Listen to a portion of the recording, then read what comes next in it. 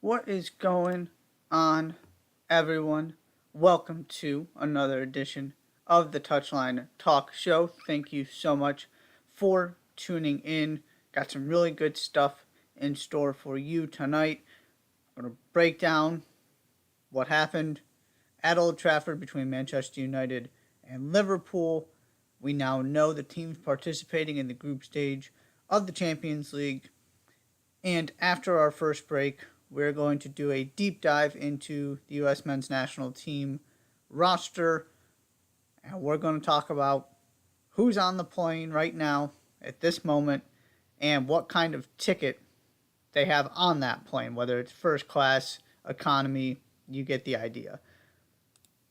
But first, we got to start at Old Trafford. Manchester United beat Liverpool 2-1. And it wasn't the first time this season that Manchester United came out really strong at the beginning of a game and looked good for the opening minutes. This has happened before, and then it fell apart.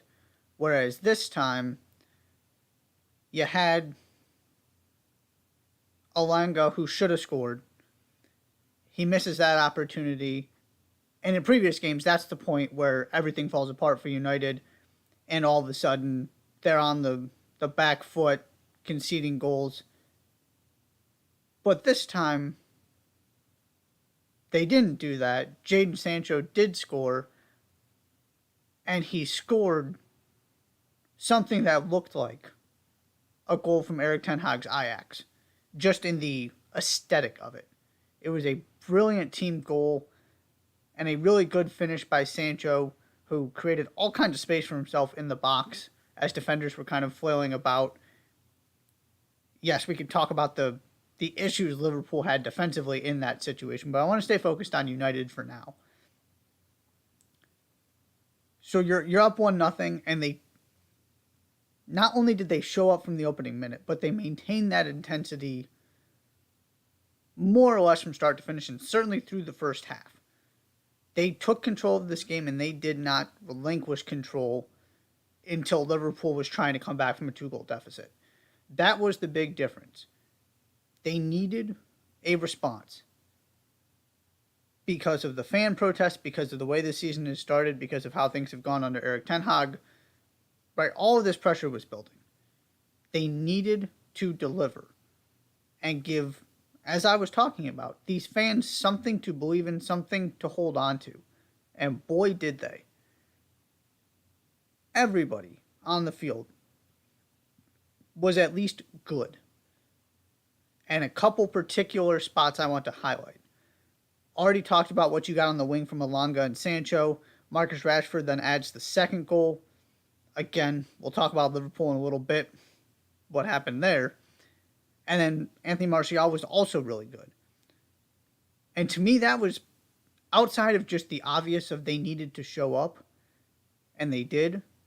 The most positive thing I'm taking away from this game if I'm a Manchester United fan is look at who scored and who was in attack and what that attack looked like. It's Jadon Sancho, who had, all of the stats about how Erling Haaland scored the same amount of Premier League goals as Jadon Sancho did his first season in 3 weeks. And all of that stuff, and the fact that, he hasn't really settled in and he has not been consistent. He's just generally been bad for Manchester United since he made that move. Marcus Rashford was supposed to be a central piece of United's future, and then he just stopped producing, and so that became a big question. Anthony Martial was on loan last season, and it didn't go well. Right? All of these guys are some of the biggest question marks and biggest disappointments when you're looking at, just from a player-by-player standpoint, what has gone wrong with United. And they all played well. And if you get Jadon Sancho and Marcus Rashford confident, if you get the versions that showed up in that game, you're on to something. maybe all they needed was just something to sort of go their way. Because Jadon Sancho on his finish and Marcus Rashford on his looked like guys oozing with confidence, and that is not something you associate with this Manchester United team and those two guys in particular. And then there's the other side of the field where Lisandro Martinez has just had to hear and listen to people talking about his height since he got here. He was fabulous. And Tyrell Malacia was excellent as well. That's the left side of your defense moving forward if I'm Erik Ten Hag. At least for the time being.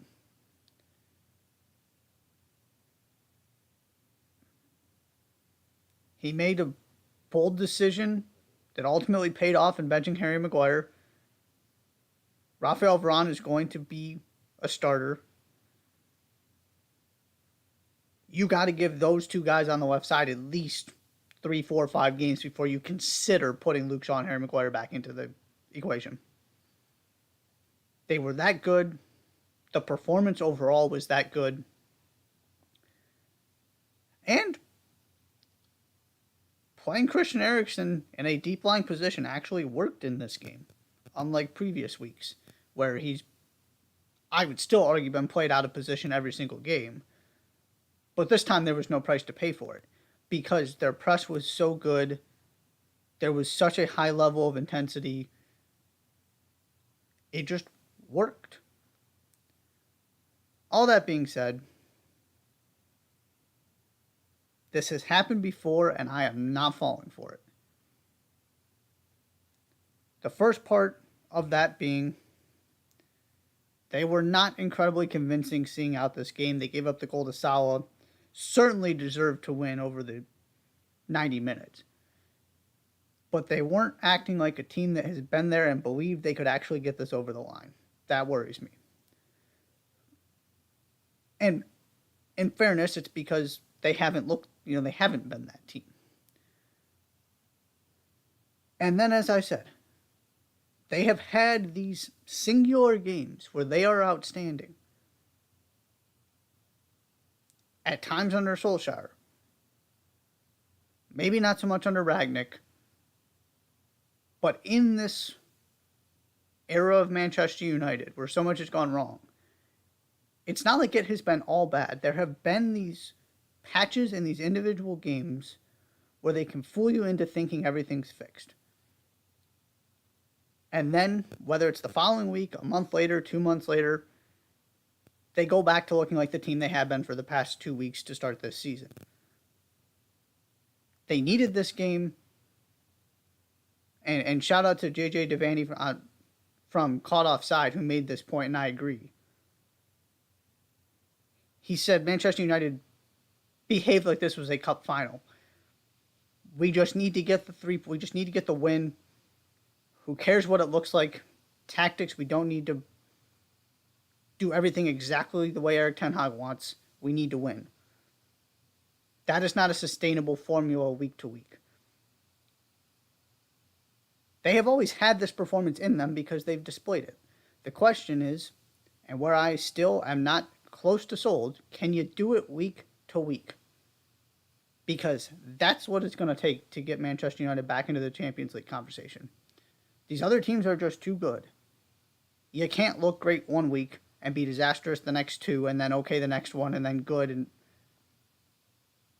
you got to beat the teams you're supposed to, and you got to show up in the big games. They haven't done either of them anywhere near consistently enough. And yes, there is the benefit that Casemiro is going to walk into this. And by no means am I convinced this signing is going to be a home run with the amount of money they're paying for him and the money they are paying him. But if there is one spot to identify on this team that is the weakest area, it is the holding midfield position. Maybe he's not a perfect fit. Maybe he doesn't adjust really well to the Premier League. But it's Casemiro. He can only help make this better. And I am intrigued by the idea of putting him and Christian Eriksen next to each other as your deep-lying midfielders with Bruno Fernandes in front of them and seeing what you can do. With everything Casemiro offers you defensively, and Christian Eriksen as your tempo setter, your creator, your passer, your distributor. I see a world in which that actually becomes really difficult to deal with and really effective. So plenty of positives to take away from this. Credit to Erik Ten Hag, credit to the players on the field. You got to show me more before I change my entire tune on Manchester United, though. Because we have seen this story before, and the next act has always been more disappointment, more bad performances. That's the part that needs to change. On the Liverpool side of this, I'm still not willing to hit the panic button, but there are reasons for concern, and I said this after draw number 2. And especially now that you just lost another game and dropped 3 more possible points. This is now a conversation about top 4 and not about going toe-to-toe with Manchester City. The team in the best... To me, Liverpool are the team in the 4th best position to battle Manchester City this season. Give me Arsenal and Spurs before Liverpool at this point.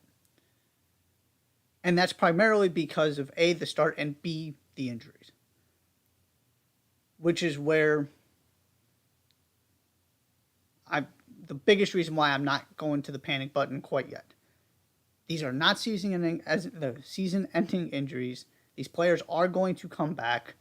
They are slowly going to get healthier, at least in theory.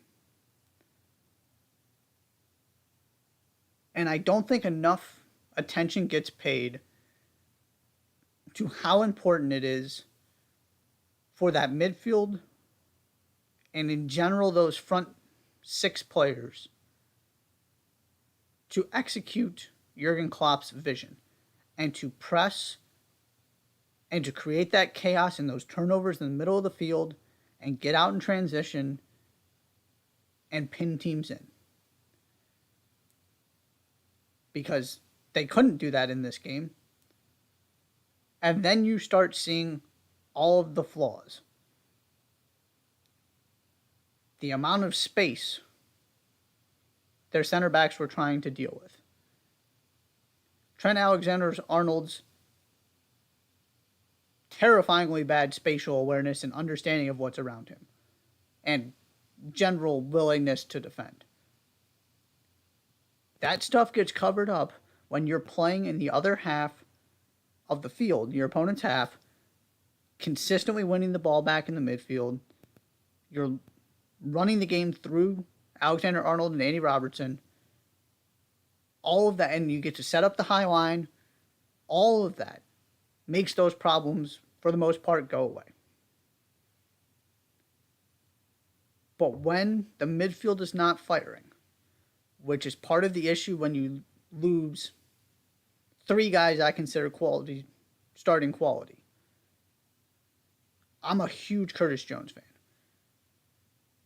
And he's just kind of getting disregarded because Thiago's not out there and Naby Keita's not out there. But to me, those are three guys I would have put on the field ahead of James Milner if they were available, and I think Klopp would have too. You run into some major trouble. It is all built to make it work one way. And there are other solutions they have because of the individual attacking talent, but when you don't have Darwin Nunez out there and you don't have Diogo Jota available, it spirals very quickly. That is the part of this that scares me and why I don't see any way they're going to be able to go toe-to-toe with Manchester City. They are not going to have time to get all of these players back and still be 3 points back or something. They're already in a massive hole. So to me, this is now a conversation about Champions League. The other reason I'm not willing to freak out yet is, did Virgil van Dijk fall off a cliff in terms of his play and his form? It is terrifying how bad he has been so far this season. I just find it hard to believe that, you know, 3, 4 months ago, he was Virgil van Dijk, and all of a sudden, he went on holiday and got a break between seasons and is now this player. Poor stretches of form happen. I expect him to pick things back up. He's simply too good. But if that doesn't happen, that is just another issue Jurgen Klopp has to deal with. So I'm to the point where I'm past the point of the denial phase of this, where I really struggled with that part of this the last time they fell apart.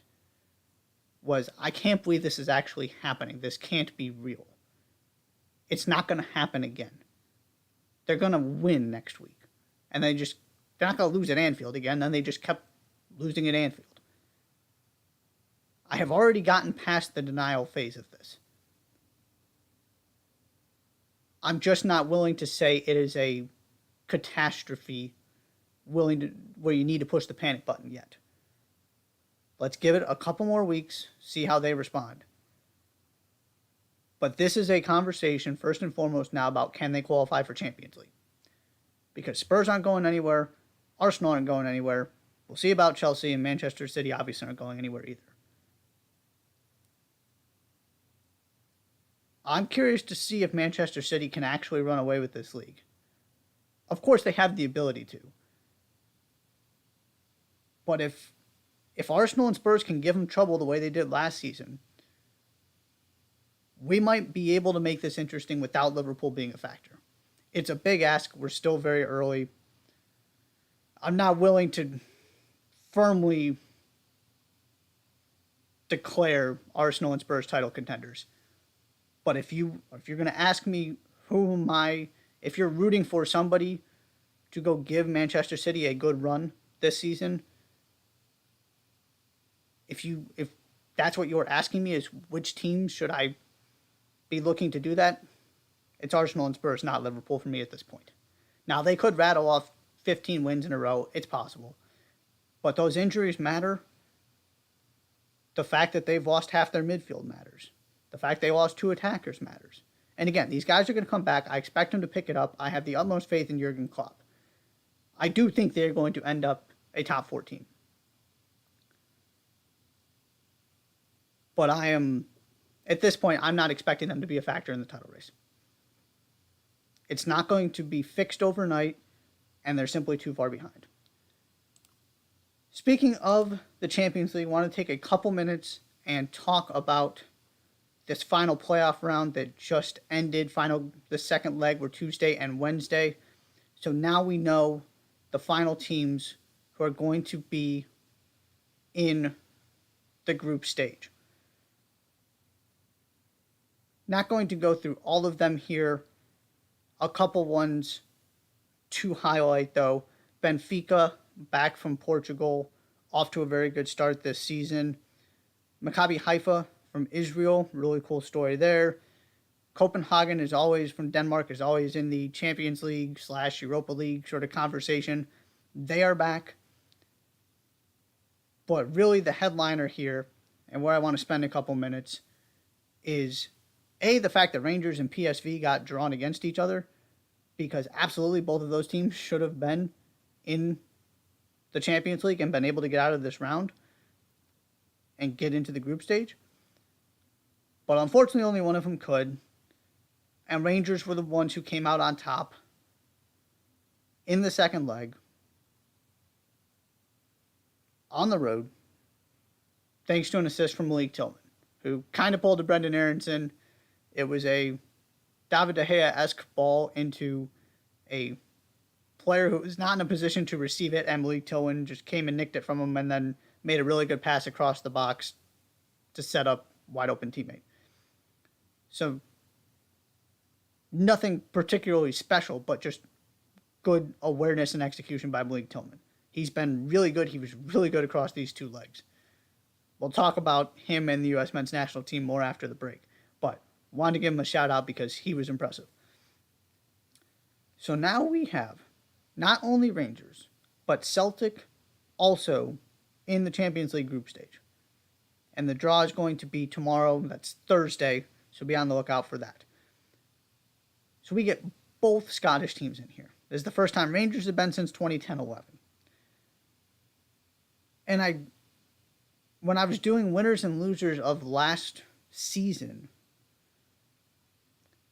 I just put the Scottish Premiership as a winner based on this idea that I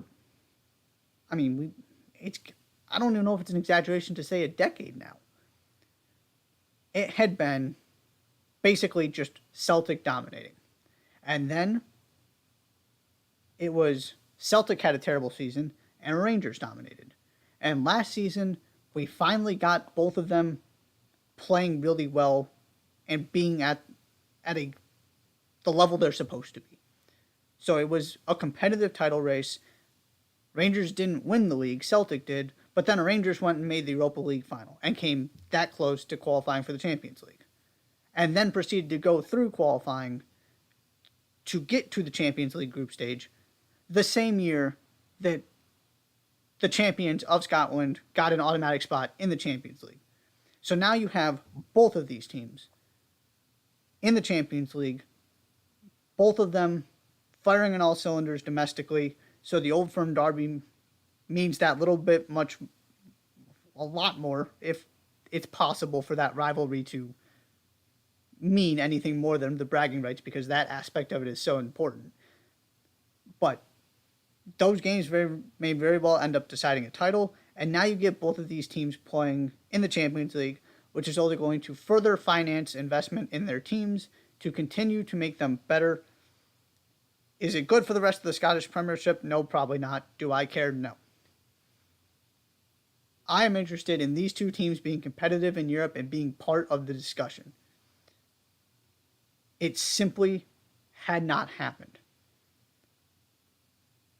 I want to see Celtic and Rangers in the Champions League where they belong against the best teams in the world.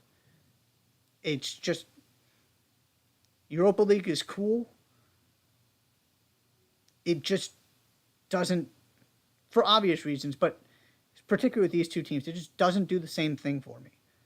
Now, I enjoyed Rangers trying to go win a European trophy, but just the idea of I get to see Celtic or Rangers play, Marseille or West Ham or Red Bull Salzburg or Red Star Belgrade, whoever it might be, that incredible random conglomeration of some teams that make up the Europa League. I'm just not excited by that.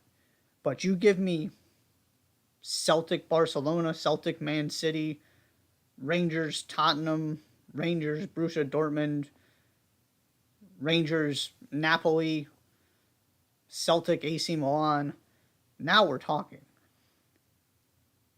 And so getting both of these teams in the same year is incredible.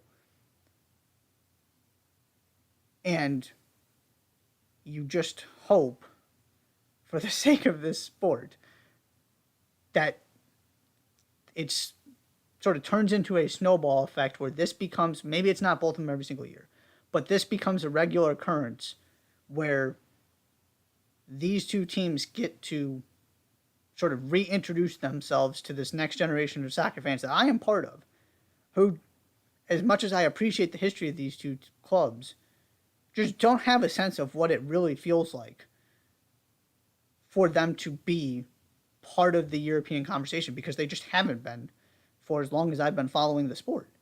And we're finally there.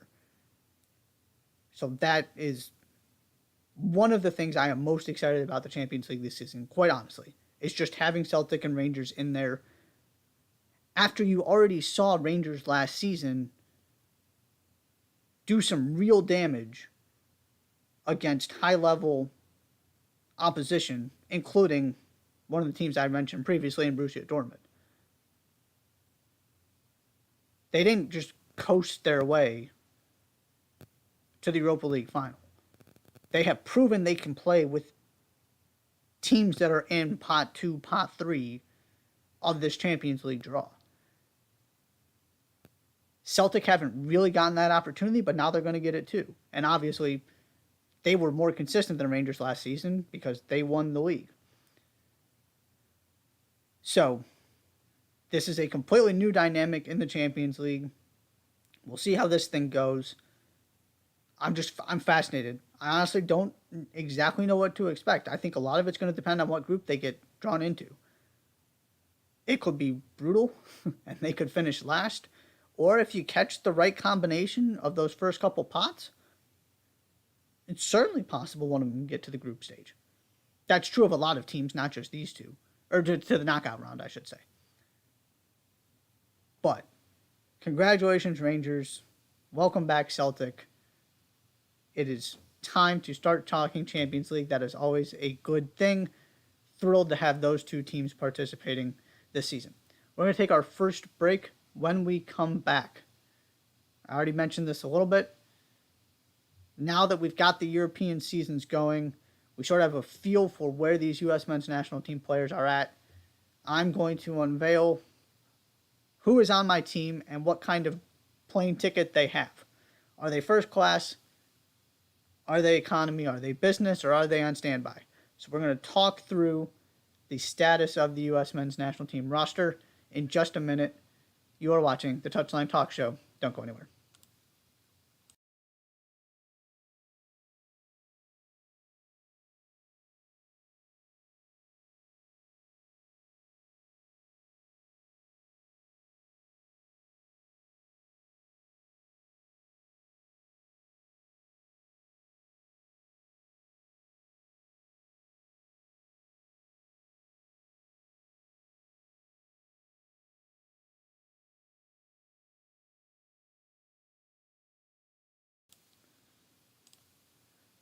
And welcome back to the Touchline Talk Show. Okay, here we go. U.S. men's national team. Now that these guys have a couple games under their belts, we know for the most part where they're going to be playing this season. Some of them that is still a question with the transfer window still open. But by and large, we've got a feel for what this is going to look like.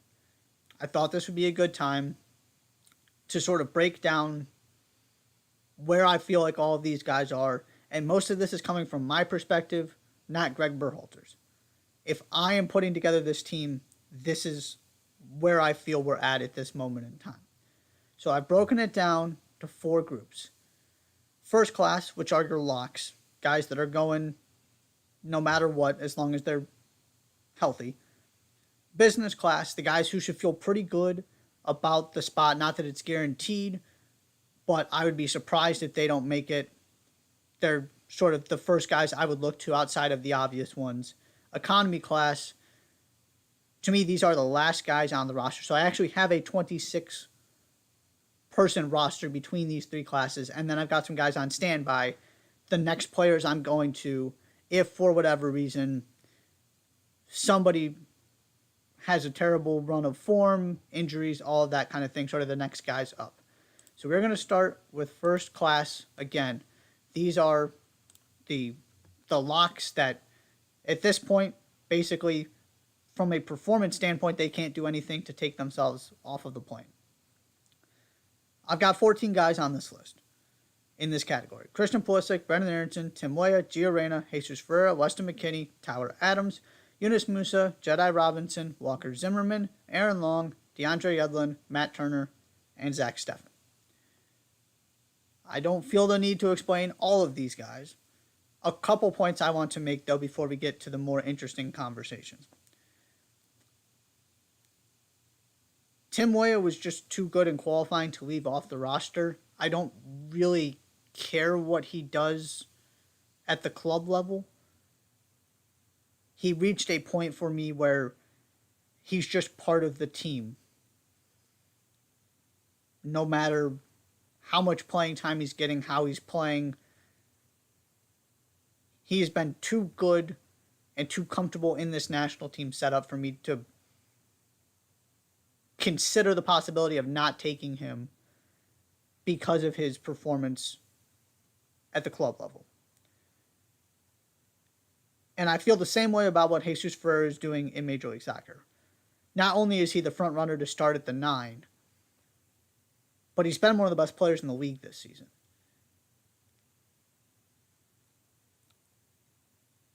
I'm simply taking him. It doesn't matter to me what he does in these last 2 friendlies, assuming he gets called up. He's just on the plane unless he falls off the face of the earth, which I don't see happening at all. And then this is the one part where I did cater a little bit to Greg Berhalter. In the sense that, to me, DeAndre Yedlin is a lock because he is playing. Right, he's getting consistent playing time. It looks like Miami's going to make the playoffs. Not a guarantee, but they've really picked things up the past couple weeks. And so, I want a right back who is playing. And he is also easily one of the most experienced players, period. And especially on the defense and at that right back position, I want the experienced guy who's been there before. I put Aaron Long and Zach Steffen on the locks list because they are, to me, the 2 most quote-unquote Berhalter guys. So this is where I did cater to what I have seen from Greg Berhalter, because whether they're locks or business class for me, it doesn't make that much of a difference. So I did cater this a little bit more to, I'm going to sort of defer to what I've seen from Greg Berhalter. And what I've seen is Aaron Long immediately became the replacement for Miles Robinson, and Zach Steffen basically started every game he could when he was available. Does that mean Zach Steffen is the starting keeper in the World Cup? No. But I still think again, if he is healthy, he's on the plane. Whether you or I like it or not, that's the reality of the situation in my mind.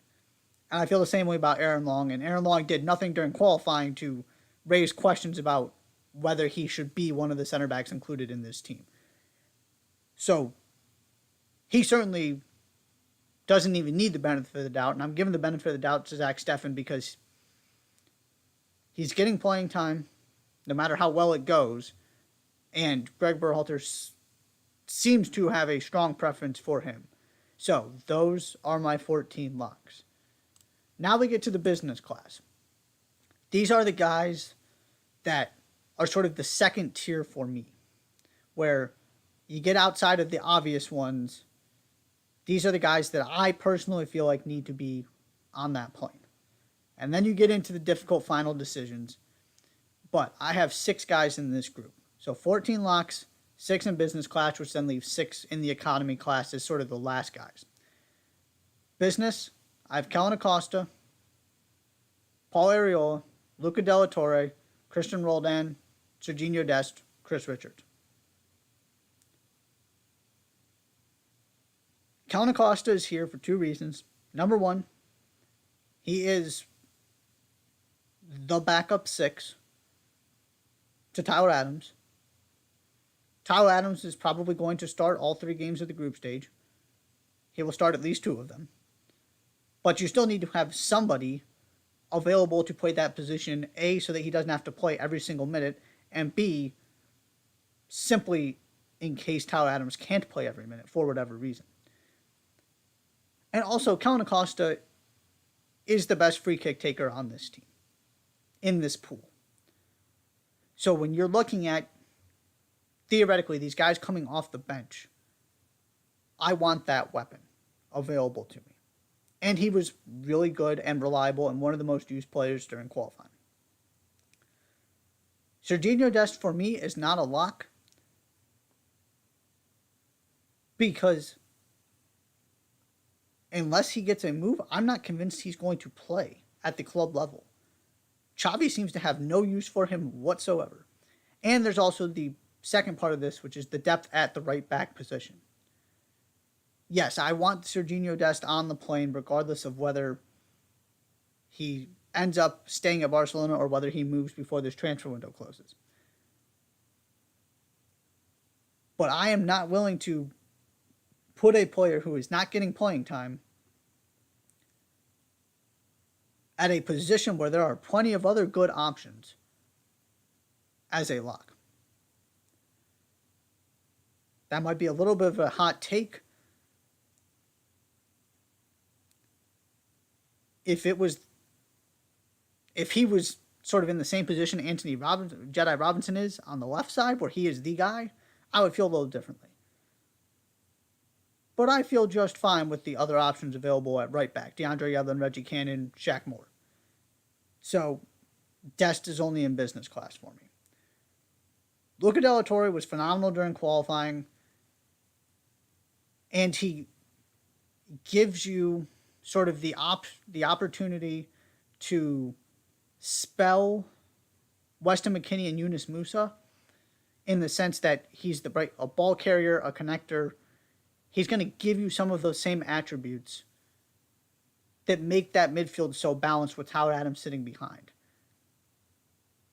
And you can certainly use more than two of those guys, especially when you would have to think, or at least the primary midfield that's been used involves two of them.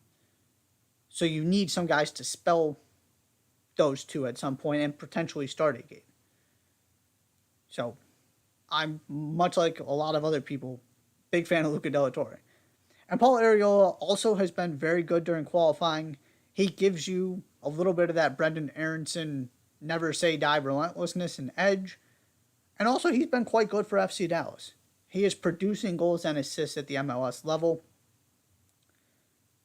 So when you're talking about sort of those final winger spots, outside of the obvious ones, that's the first guy I'm looking to.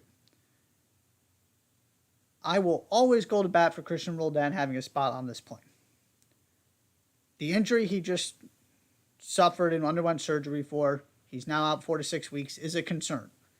But assuming he gets back and has time to reacclimate himself as part of a potential Sounders playoff run, if that happens, regardless, if he is back to full fitness by the time these decisions need to be made, or will be, Berhalter knows he will be by the time the World Cup starts, I want him on the plane. I want him because, again, I think he offers you something a little bit different, and he can play just about any position on the field. You can put him out wide. You can put him... He's another guy who sort of can play the 6. I'm not in love with that, and he's certainly gotten away from it at the national team level, which I find interesting. But I will always want that guy who's got that versatility and can do so many different things for you. And I also just think he's a really, really good player. And then finally, Chris Richards. Somebody needs to,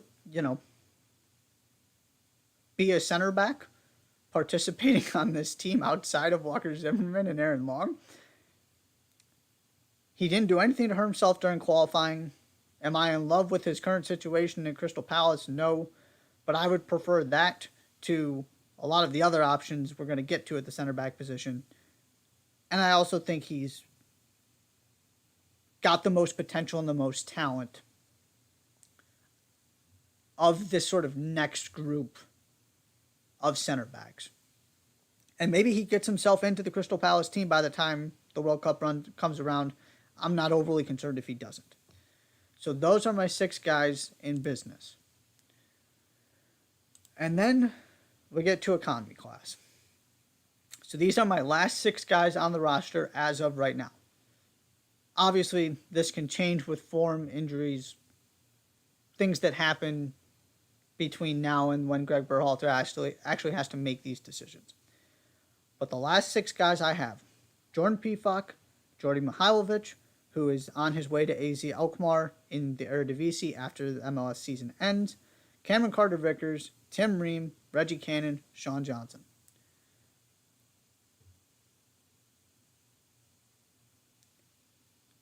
I refuse to leave Jordan Pefok off the plane at this moment in time after what he did at Young Boys and what he's done at Union Berlin, when nobody is convinced the number 9 position is figured out. I don't care if he's not exactly the player Greg Berhalter wants. I don't necessarily care if he's the starter. He is scoring goals and producing in the Bundesliga after he was just spectacular in Switzerland. I am with this chorus of people saying nobody is satisfied with the number 9, but we're not giving him an opportunity, and he's been the best one from a club standpoint. Right there with everybody saying that. And now he's doing it in the Bundesliga. He is proving that this was not just simply a result. I never bought this argument anyway, but he's proving it's not just a result of being in a sort of mid-tier European league. So that then goes into Jordi Mihailovic. I'm a big Jordi Mihailovic guy, which is why I currently have him on the plane. He's been spectacular for Montreal. And again, when you're talking about these guys who are going to theoretically be coming off the bench, Gio Reyna gives you some of this. But in that midfield, there just is not a lot of passing, creativity, and playmaking in the way that Jordi Mihailovic offers it to you. Right? Weston McKennie, Yunus Musa are kind of these two-way guys. They're really good technically, but they're not necessarily playmakers. And I still see Gio Reyna more in the Christian Pulisic mold of liking to take guys one-on-one and sort of display your technical ability that way. Whereas Jordi Mihailovic is yes, he scores a lot of goals, but he also creates an incredible amount of chances. He just gives you a different kind of creativity, a different kind of flair that, to me, nobody else in this squad offers. So I'm going heavy on midfielders because I love the idea of being able to throw all of these different options out there depending on the situation. Whether it's Christian Roldan, whether it's Jordi Mihailovic, whether it's Luca Della Torre, whatever the situation calls for, I believe if Greg Berhalter brings all these midfielders, he can create a midfield trio that can solve the problem. Then we get to the center backs. I wasn't comfortable going with 4, so that meant I had to pick 2 more. Cameron Carter-Vickers was an easy choice for me because we didn't see much of him during the build-up to this World Cup in the qualifying cycle, but I have no reason to be concerned. He was spectacular for Celtic last season. Again, now playing in the Champions League, you're not asking him to go out there and be this team's primary center back. And quite frankly, I just don't like any of the other options. So I give Chris Richards the slight edge just because you've seen more of him and how he works in this national team setup in this system. But I feel very comfortable with Cameron Carter-Vickers as center back number 4. And I've got Tim Ream center back number 5. Unlike Chris Richards, Tim Ream is playing regularly in the Premier League, playing quite well, and has the captain's armband for a team that's unbeaten in their first 3 games. Tim Ream is not a left back. Let's just get that out there right now. We need to take that out of this conversation. That was a bad decision I was never a fan of. It went about exactly how you would expect. But Tim Ream has been excellent. That has to count for something at a position where there are so many question marks and so many unproven players. And the other part of this for me is, okay, we're talking about a 5th center back. I'm not saying Tim Ream needs to go in there and start. But wouldn't you want the super experienced guy and the guy that if he does have to play, you can put him right next to his club teammate who he plays with every day in training, and then they're, game or 2 a week. For an inexperienced team, that is coming from so many different leagues, that has so little continuity, the idea of bringing in another veteran presence who also I feel very comfortable with on the field at this point, even if, again, going back to Berhalter, I understand Greg Berhalter's concerns about how Tim Ream fits into this system. I'm not a huge fan of Tim Ream playing a central role in this World Cup. But if something happens and you need to throw him out there of urgency, I trust him. And I just love the idea of, if this is going to be one of the last guys on your roster you use, if everything goes to plan, you probably don't use him at all. Give me the super experienced guy who, if he has to play, has an incredible amount of familiarity with the guy that's going to be right next to him. Reggie Cannon wanted the third right back. Already had DeAndre Yedlin and Serginho Dest in there. I am short on defenders. I acknowledge that. I expect Gerhalter's going to bring one more than I do. But this is my team, and I wanted to stress the midfield. So what this allows you is, Serginho Dest is my backup left back, and Tim Ream can play there in a pinch. But I also have the intention of starting Anthony Robinson every single game. So, hopefully, not having a backup left back, not a major concern. But if that happens, Serginho Dest can go play there. I mean, Christian Roldan could make it work. And then you still have DeAndre Yedlin and Reggie Cannon. I went with Reggie Cannon over Shaq Moore just because his resume is more impressive overall, both at the club level and on the national team. A little bit more experience playing in Europe. So I've just seen a little bit more of him, and I've really liked what I've seen. Also really like what Shaq Moore has done. He just hasn't done quite enough for me yet. And then finally, Sean Johnson. I need a goalie I can trust. Again, this is not sort of deciding who is going to start and all of that kind of stuff. But I am skeptical of Zach Steffen. I will defend Matt Turner until the death. He also hasn't played, for Arsenal. There is no guarantee he will be ever getting regular minutes. And we don't know what a Matt Turner who isn't playing every single week looks like.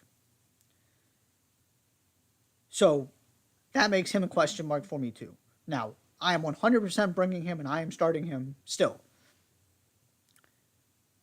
But there is a peace of mind for me knowing I have a goalkeeper who's been good for the national team, who plays every single week and generally does well in Major League Soccer, just won an MLS Cup, all of that stuff. So that's why Sean Johnson gets the nod for me as the third goalkeeper. So then, stand by. Here's my list of guys who are the first calls I'm making if, for whatever reason, one of these guys needs to be replaced, be it injury or they just really fall off a cliff in terms of form. Striker position, I really wanted to find a way to put Brandon Vasquez on this team. I really, really did. But there was just too much. Again, I love the options in midfield. And so there was a price to pay for me emphasizing that. And now you have Jesus Ferreira and Tim Weah and Jordan Pefok, who can all play through the middle. You can throw Brendan Aronson up there as a false nine. You can throw Christian Pulisic up there as a false nine. I'm just not losing sleep over not having a third out-and-out striker. But if there is an option for a third one, that is the call I am making. Josh Sargent, terrific week. Definitely got yourself back into the conversation. I just want to see what happens to Josh Sargent the rest of this season and specifically the next month or so when Teemu Pukki comes back. Is he actually going to get an extended run of games at the striker position, or was that out of necessity, and the minute Teemu Pukki is healthy, he's back on the wing being rather irrelevant? Because Josh Sargent scoring 3 goals in 2 games as a striker is not getting him on this point. He got it everybody's attention, and props to him. Got to build on that, though. I'm just not convinced he's going to. Brandon Vasquez is a perfect fit in my head, too, for what this team wants to be and how they want to operate. I really, really hope he is in this squad that gets called up for these final 2 tune-up games. I just want to see it and give him that opportunity. So he's my first standby. Second one is Jordan Morris. Again, I tried just about every way possible to find a way to put Jordan Morris on the plane, but that winger position is so, so tough. And quite frankly, Paul Arriola has been better than him. That's what it came down to. I was taking one or the other, and I'm taking Arriola 10 times out of 10 right now. Not that Morris has been bad, he just hasn't been at his best this season. And Paul Arriola has been pretty spectacular. And there's also the fact that, Jordan Morris is still also just kind of working his way back into the national team picture. And Paul Arriola has very much been involved over the last year or so. Then I got John Brooks on the list. I don't feel good about it. I would love for him to, have a team he's playing for. I just ran out of center back options. The only other one that came to my head really was, Mark McKenzie maybe gets his way into here. Eric Palmer-Brown. But at that point, I want the guy who's been there before. Again, if you're the final center back, it's not like you have to play him. I wouldn't feel all that good about considering how this is all playing out for John Brooks. I wouldn't feel great if he actually made this team. But if I need to go to a 6th center back, at this moment in time, he's the one I'm going for. Then I have George Bello as a backup left back. Wanted to actually have somebody that is naturally on the left side in the standby group. I just felt a little more confident with what I've seen from him with the national team than Joe Scally. Don't feel great about either of them. Again, I'm starting Anthony Robinson every single game. But if I got to pick one of them, I'm picking George Bello. The other 2 guys I have here, Ethan Horvath, Malik Tillman. If you got to go to a 4th goalkeeper, I like what I've seen from Horvath for the most part. Of course, he's been part of this group. So for continuity's sake, I'm throwing him in there as that backup goalkeeper option. And quite honestly, I am really hesitant to jump all over this Malik Tillman thing and go from, nobody really knew who this guy was to this guy has to be part of the team in the span of a year. But boy, has he been good for Rangers. And to me, this is also back into if he played a different position, I would be more inclined to put him onto the squad. But I just look at the guys he would be. Who are you taking off to put him on? And if you want to say Jordy Mihailovic, fine. I disagree, but that is valid. Other than that, it gets really, really difficult. So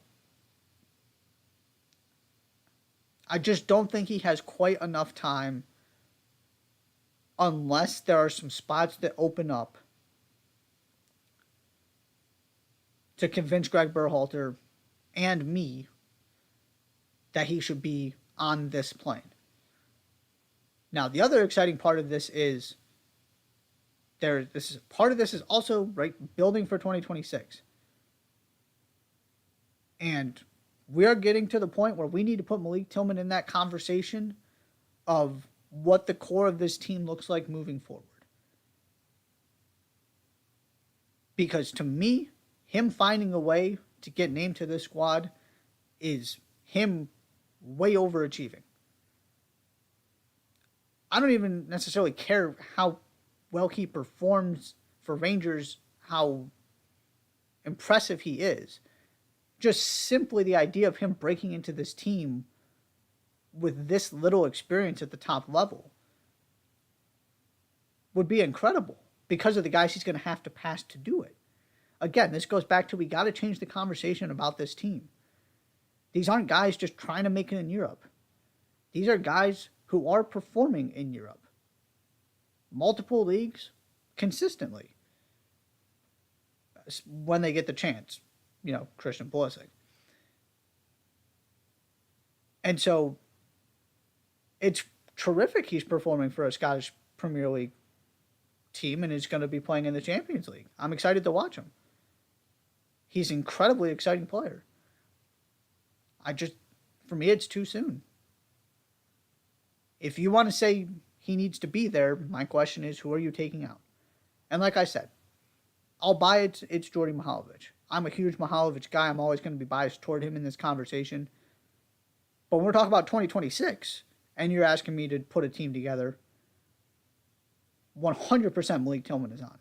He is going to be an exciting, important part of this team moving forward. I'm just not there for this tournament, this squad, this situation. All right, we're going to take our final break. When we come back, we're going to end the show the way we always do with the weekend look ahead, talking about the biggest games around the world this weekend. You're watching the Touchline Talk Show. Don't go anywhere.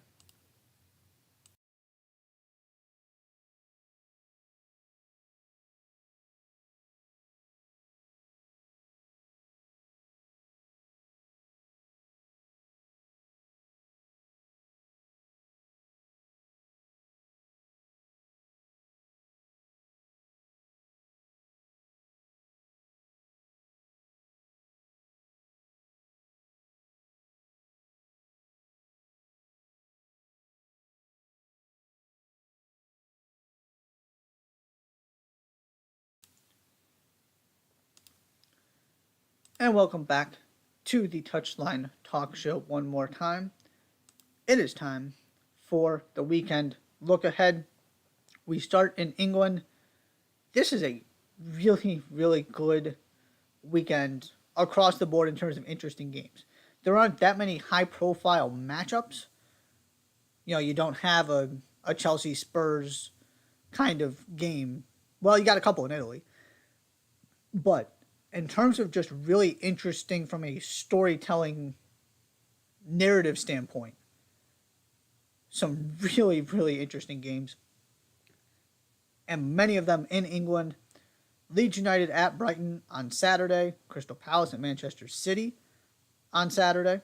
Fulham at Arsenal on Saturday. West Ham at Aston Villa on Sunday. Of course, those other ones are about, Brighton, Leeds, two of the best teams in the league so far. Crystal Palace always gives Manchester City trouble. Manchester City have already dropped points. Fulham have been really good. Can Arsenal stay perfect? West Ham and Aston Villa is the avoiding chaos derby of the weekend in the Premier League.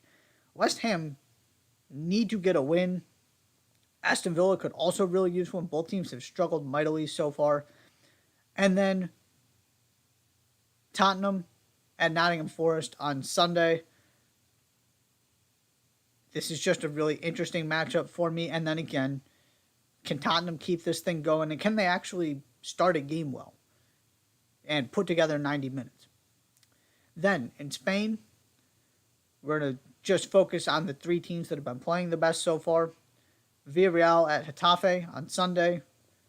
Valladolid at Barcelona Sunday. Real Madrid at Espanyol Sunday. All three games on Sunday. Those are the three I'm looking at in Spain. Really, really good week in Serie A, starting with Inter at Lazio on Friday. Then you have Roma Juventus Saturday. Bologna at AC Milan also on Saturday. Bundesliga, Borussia Dortmund going to try and come back from that horrific collapse against Hertha Berlin on Saturday. Bayern Munich is getting some tough tests early. They just haven't been particularly difficult tests. Borussia Mönchengladbach is the next team up. Been very good so far this season. They play at Bayern on Saturday. And then Bayer Leverkusen, who is the West Ham of the Bundesliga, is going to Mainz on Saturday. Mainz off to a really good start. Leverkusen need to start picking up some points if they want any hope of becoming a factor and maintaining their Champions League status. Not been good for them so far. France, PSG also, just destroyed Lille. Now Monaco comes to town on Sunday. Hopefully it's more competitive, not holding my breath to be honest, but PSG getting some of these more difficult games, not the most difficult on their schedule, but certainly when you compare what they had last week, what they have this weekend, to your typical League On team, some of your more difficult opponents, so it's worth at least monitoring. And then we get to Major League Soccer. I had a hard time looking at games this weekend that I wasn't interested in. So we got a long list here. LAFC at Austin to kick off this doubleheader Friday night. Simply the best two teams in the Western Conference. Sorry about that. Can LAFC keep this thing going? Can Austin get a statement win? And what do these two teams look like matched up against each other? Don't really need to sell that one too much. Then you got Seattle at Portland. I know Seattle ultimately didn't get exactly what they wanted out of their trip to Dignity Health Sports Park last weekend. But they finally started putting the ball in the net and taking advantage of their opportunities. This has not been a chance creation issue. This has been an execution issue. They turned it into Brighton. And not good Brighton, but bad Brighton. So if I'm Brian Schmetzer, I still come away from that and how the weekend played out feeling pretty good. So now you go to your nemesis, trying to repay them for what they did to you in your stadium. The midfield is absolutely depleted. But you still have Ladero, you still have Ruidíaz, you still have Jordan Morris. Let's see what they can do. I am still holding on to my belief the Sounders find a way to get into the playoffs. Then you got Inter Miami at the New York Red Bulls, two teams trying to cement their playoff spots, get themselves out of the mess that is the playoff line in the East. Big win for Inter Miami against Toronto last weekend.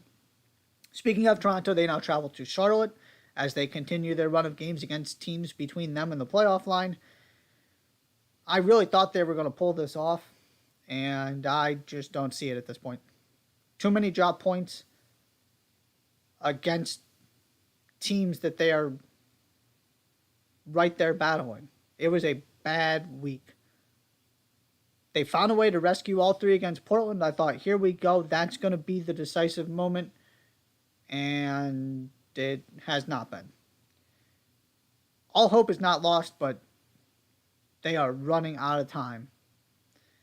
And then perhaps your game of the weekend, Columbus at Cincinnati.